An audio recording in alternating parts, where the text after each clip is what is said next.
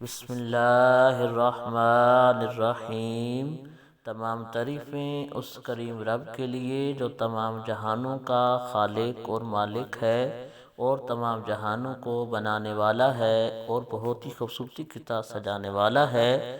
کروڑوں درود و سلام کریم آقا علیہ الصلوۃ والسلام کی ذات پر، جن کو رب تعالی نے تمام جہانوں کے لیے رحمت بنا کر بھیجا ہے، اور کروڑوں درود و سلام آپ کے آل پاک پر اور آپ کے سارے اصحاب پر، جن کو رب تعالی نے رضی اللہ عنہم ورضوا عنہ کے لقب کے ساتھ نوازا ہے۔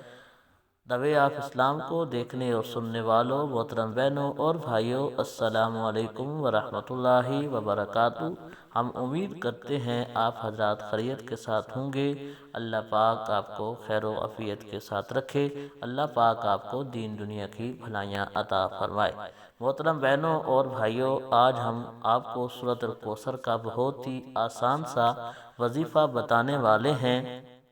جو بندے بھی چاہتے ہیں کہ اللہ پاک ان پہ مال و دولت کی بارش کر دے، انشاءاللہ قرآنی وظیفہ ہے۔ سورۃ الکوثر کا بالکل چھوٹا سا وظیفہ ہے، کرنے میں بھی بالکل آسانی ہے۔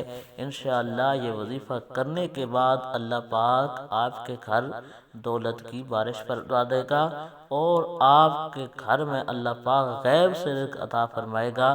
ایسی ایسی جگہوں سے رزق آپ کے گھر میں آئے گا کہ جس جگہ سے آپ کو گمان بھی نہیں ہوگا۔ لیکن یہ وظیفہ، اس پر اسی طرح عمل کرنا ہے جس طرح یہ وظیفہ بتایا جائے گا۔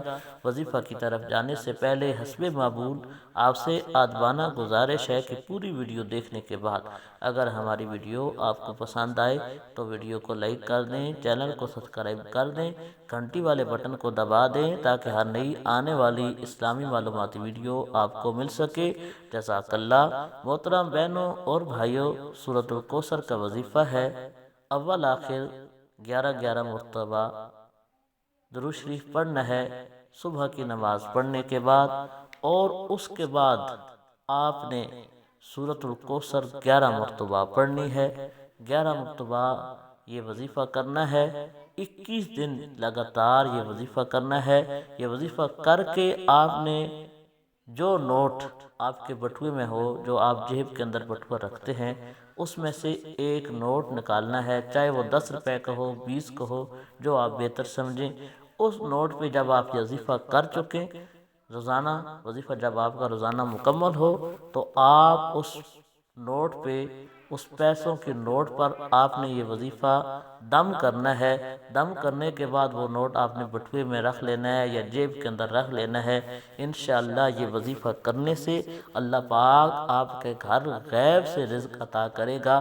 اس جگہ سے اللہ پاک آپ کو رزق دے گا جس جگہ پر آپ کا گمان بھی نہیں ہوگا۔ اللہ پاک ہمارا حامی و ناصر ہو، آمین۔